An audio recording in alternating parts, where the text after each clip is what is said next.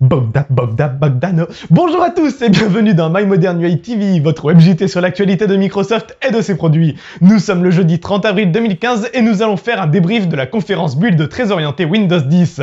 Mais rassurez-vous, nous allons débriefer uniquement ce qui touche de près ou de loin au grand public, donc c'est l'occasion pour moi de vous rappeler que Windows 10 sera gratuit sur votre PC ou votre tablette à partir de Windows 7, mais également sur votre Windows Phone 8, peu importe le modèle, et également sur votre Xbox One. Enfin, pour terminer, Windows 10 sortira dès cet été. Maintenant, nous pouvons démarrer ce numéro 57 pour développer un peu plus les annonces d'hier soir.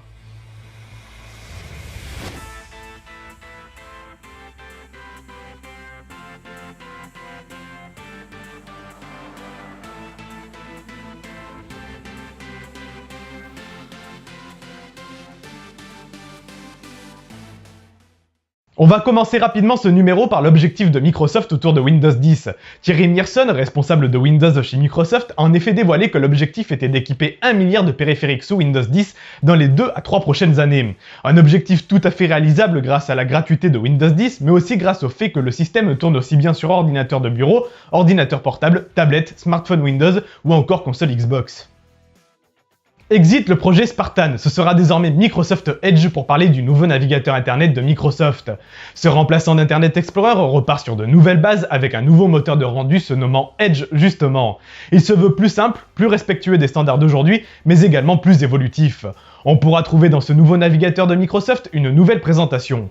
Par exemple, lors de l'ouverture d'un onglet, ce navigateur affiche une sorte de site web avec les sites que l'on visite souvent, les sites que l'on a visités récemment, ainsi qu'une sélection d'applications. Microsoft Edge supportera également les extensions web. Le nouveau navigateur internet de Microsoft a même été pensé pour accueillir les extensions de Firefox ainsi que de Chrome via quelques modifications légères. On pourrait également parler des nouvelles interactions au sein du navigateur internet comme Cortana pour demander des définitions de mots par exemple, ou encore de l'écriture manuscrite rapide pour prendre des notes sur une page web et pourquoi pas envoyer vos notes sur cette page à quelqu'un d'autre. Bref, tant de possibilités que nous dévoilerons lors de la sortie finale dans des vidéos tests dédiées. Rappelons que Microsoft Edge sera inclus nativement dans Windows 10 et par conséquence, il sort en même temps que ce système. Je ne peux pas évoquer les nombreux changements graphiques qu'apporte Windows 10, mais en tout cas je vais évoquer les petites modifications ou nouveautés annoncées hier par Joe Belfiore, le vice-président de la division Operating System chez Microsoft. Ainsi, Mr Belfiore nous annonce que le menu démarrer accueille désormais des animations pour les tuiles animées. Il annonce également que certains éléments de Windows 7 font leur retour, comme par exemple la transparence aéro avec un effet flouté ou encore les jump lists de la barre des tâches qui sont très appréciés des utilisateurs. Je pourrais évidemment évoquer pour ceux qui n'ont pas suivi l'actualité Windows 10 depuis ces derniers mois, le retour du menu démarrer, la nouvelle présentation de Windows 10 en mode tablette, le centre de notification, Cortana et tout un tas de choses. Bref, tant de fonctionnalités et d'éléments graphiques nouveaux que dire tout ça dans une news est impossible. Encore une fois, des vidéos tests de la version finale de Windows 10 arriveront dès que celle-ci sera disponible. Microsoft annonce l'arrivée de Continuum sur Windows 10 for Phone. De base, cette fonctionnalité était réservée aux hybrides tournant sur Windows 10. Son but est de permettre le passage de son Windows d'un mode PC à un mode tablette ou inversement de manière automatique, suivant si on branche un clavier ou non à sa machine. Ici, avec Windows 10 for Phone, ce sera exactement le même principe. On pourra brancher nos futurs Windows Phone sur un écran via un port HDMI. Du coup, le téléphone détectera qu'il passe sur un grand format d'écran et adaptera donc les diverses applications à un format PC. Vous retrouverez donc une sorte de barre des tâches en bas avec vos applications Word, Outlook, PowerPoint, Excel et j'en passe en plein écran. Si c'est possible, c'est justement grâce aux applications universelles qui tournent partout, que ce soit sur téléphone, sur PC, sur tablette, sur console ou autre. En gros, vos applications sur votre téléphone contiendront aussi l'affichage de celle-ci dans son format PC et ou tablette. D'ailleurs, il sera possible de connecter à votre Windows Phone exécutant Windows 10 un clavier et une souris Bluetooth. Ces deux périphériques seront détectés et le pointeur de la souris apparaîtra donc sur votre téléphone. Bref, le prochain Lumia haut de gamme risque de réunir 3 appareils en un, c'est-à-dire un PC, une tablette, un smartphone. C'est beau l'évolution. Souvenez-vous, c'est en janvier dernier pour la présentation de Windows 10 que Microsoft dévoilait par surprise et pour la première fois ses lunettes holographiques, les HoloLens. Ce magnifique objet est présenté par Microsoft comme le premier ordinateur holographique totalement autonome. Et hier, Microsoft en a profité pour revenir sur ces lunettes avec quelques explications supplémentaires ainsi que quelques démos. Microsoft nous a par exemple démontré en live que les applications universelles développées pour Windows 10 sur PC, tablette, smartphone ou Xbox fonctionnent tout aussi bien sur les HoloLens. Souvenez-vous qu'il y a une semaine seulement, Microsoft était fier d'annoncer annoncé que Windows 10 était la toute première plateforme à prendre en charge l'informatique holographique avec des interfaces de programmation pour le regard, les gestes, la voix, ainsi que la compréhension de l'environnement, le tout dans un appareil sans fil. Et bien hier soir, nous avons eu une belle démonstration de ces propos. Microsoft mise d'ailleurs beaucoup sur ses HoloLens en faisant notamment appel à divers intervenants pour démontrer le potentiel de ce bel objet, que ce soit dans le domaine de la santé, de l'architecture, dans le développement de robots, dans le jeu vidéo, bref, partout. Parmi les partenaires de Microsoft autour des HoloLens, on pourrait citer la NASA, le moteur de jeu Unity, ou encore Autodesk, Sketchfab ou Disney. Pour finir sur cette news, Microsoft a annoncé avoir déjà construit une centaine d'HoloLens et les journalistes présents sur place hier soir ont pu tester pour la première fois ce casque. Windows 10 fonctionnera partout avec des applications qui tourneront aussi partout. Mais le gros souci de Windows ces dernières années, c'est l'absence d'applications populaires sur sa plateforme. Thierry Myerson, président de la division Windows chez Microsoft, a donc rappelé que Windows était le seul écosystème capable de distribuer une application unique sur différents appareils. Il s'en est d'ailleurs pris à Apple et Google durant la conférence sur le sujet. Mais il a surtout annoncé 4 façons de porter une application sur Windows 10. La première façon est de porter directement un site internet déjà codé pour transformer ce site en une application universelle sur Windows 10, tout en tirant parti des diverses fonctionnalités du système comme le centre de notification, Cortana et j'en passe. On pourra donc par exemple sur un site internet transformé en application, recevoir des notifications de ce site alors que ce même site n'est pas ouvert sur notre machine. La deuxième façon est de faire venir les applications .NET ainsi que Win32 dans le Windows Store et qui pourront également devenir des applications universelles.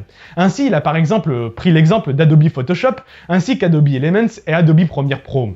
Mais la grosse surprise vient surtout de la troisième et de la quatrième façon de porter une application sur Windows 10. En effet, en plus du web, du .NET, du Win32 ainsi que du C#, Microsoft a annoncé la prise en charge d'Android Java et donc du C++. Microsoft explique que le code d'une application Android fonctionnera sur Windows Phone avec une concordance des interfaces de programmation d'Android avec Windows et ainsi profiter des fonctionnalités natives du système. Et pour terminer, Microsoft annonce qu'il est tout aussi possible d'utiliser du code Objective-C qui est utilisé dans iOS pour les iPhones et les iPads. En gros, il sera possible pour un développeur, en adaptant légèrement le code de son application iOS, de la rendre disponible sur Windows Phone. Bref, que du bon pour le store de Windows 10 en gros. D'ailleurs, petite surprise, mais on a appris hier soir que Candy Crush Saga sur Windows Phone était déjà une application iOS de base et c'est donc plutôt impressionnant. Que le code d'une application Android et iOS fonctionne sur Windows, c'est une chose. Mais avoir les outils de développement de Microsoft dans l'univers Apple et Linux en est une autre. Et pourtant, Microsoft a annoncé la disponibilité de .NET Core, ainsi que le moteur d'exécution et les bibliothèques, pour Windows évidemment, mais aussi en preview pour Linux et Mac. Cette publication open source avait commencé en novembre 2014 et s'achève quasiment donc ici. Le but de Microsoft est de ne plus cantonner .NET à Windows, mais de l'ouvrir aux divers systèmes que ce soit Linux, iOS, Android ou Mac. Et comme .NET est désormais disponible sur les systèmes concurrents, Microsoft annonce que Visual Studio Code sera disponible sur Mac et Linux. Le logiciel prend en charge plusieurs dizaines de langages de programmation nativement. Cependant, petit détail, mais Visual Studio Code n'embarque pas toutes les fonctionnalités de Visual Studio pour le moment. En attendant, Visual Studio Code permet d'optimiser le code d'une application avec des outils de débogage. Et je vais conclure cette news en rappelant que cet outil sera gratuit. Microsoft avait annoncé en octobre 2014 vouloir étendre les fonctionnalités d'Office 365 et d'Outlook.com via des interfaces de programmation auprès des éditeurs tierces. Hier, nous avons pu voir via les divers partenaires de Microsoft les premiers résultats. Ainsi, nous avons pu voir l'intégration des services de DocuSign dans Word ou Excel, que ce soit dans la version bureau des logiciels, dans la version en ligne, ou encore sur une version mobile comme celle de l'iPad. On pourrait aussi citer l'exemple de LinkedIn, qui peut retourner des informations sur nos contacts directement dans Outlook. Ou encore Salesforce, via un partenariat avec Uber, qui s'intègre directement dans le calendrier d'Outlook sur PC ou sur iOS par exemple. Vous l'aurez donc compris, on pourra rajouter de nombreuses choses à nos divers logiciels présents dans la suite Office. Le supplément build, c'est de suite car je ne peux vraiment pas tout évoquer, j'ai fait l'essentiel. Mais j'aurais pu citer les diverses annonces autour de Windows Azure, mais trop complexes et trop fermées au niveau du public. Je peux également vous annoncer qu'on pourra payer via notre opérateur des applications, que l'on soit sur PC, tablette, smartphone, console ou autre. On pourrait aussi parler de l'arrivée d'un Windows Store Entreprise afin que votre entreprise propose des logiciels en interne via celui-ci. On pourrait également évoquer Cortana, qui est encore plus poussé qu'avant en termes de commandes avec Windows 10. Bref, tant de choses à dire. C'est l'heure du supplément hors build, car oui, en dehors de la build, il y avait quand même eu quelques actualités, comme par exemple la possibilité d'ouvrir 2 applications sur son Windows Phone en même temps, bien que ce soit une rumeur. On parle aussi que la Technical Preview de Windows 10 changerait de nom et s'appellerait désormais Windows Insider pour montrer qu'on se rapprocherait de la version finale. Justement, en parlant de build, les prochaines mises à jour seront disponibles plus rapidement et s'effectueront plus vite.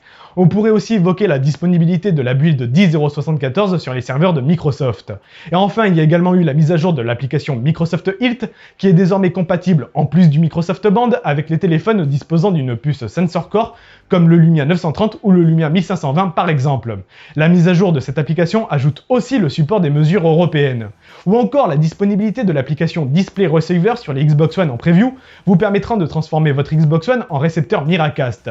Et au passage, j'annonce aussi que le Dev Center qui sert aux développeurs pour proposer leur application sur le Windows Store a évolué juste après la conférence build d'hier soir. Et voilà pour ce numéro spécial jour 1 de la build 2015. Mais ce n'est pas fini car Microsoft a annoncé la disponibilité d'une nouvelle build de Windows 10 sur PC pour aujourd'hui ainsi que de nouvelles annonces dès 17h30. Donc en attendant, petit rituel, vous pouvez suivre l'actualité de Microsoft et de ses produits sur ces quelques sites références. Et retrouvez également l'essentiel de l'actualité sous forme de débat sur lifestyle.fr pour un podcast audio bimensuel dont un live spécial conférence build a lieu ce soir à 21h. Pour conclure, je dirais bonne journée et à demain pour la suite de votre quotidienne sur l'actualité de Microsoft qui sera encore, je le suppose, très chargée.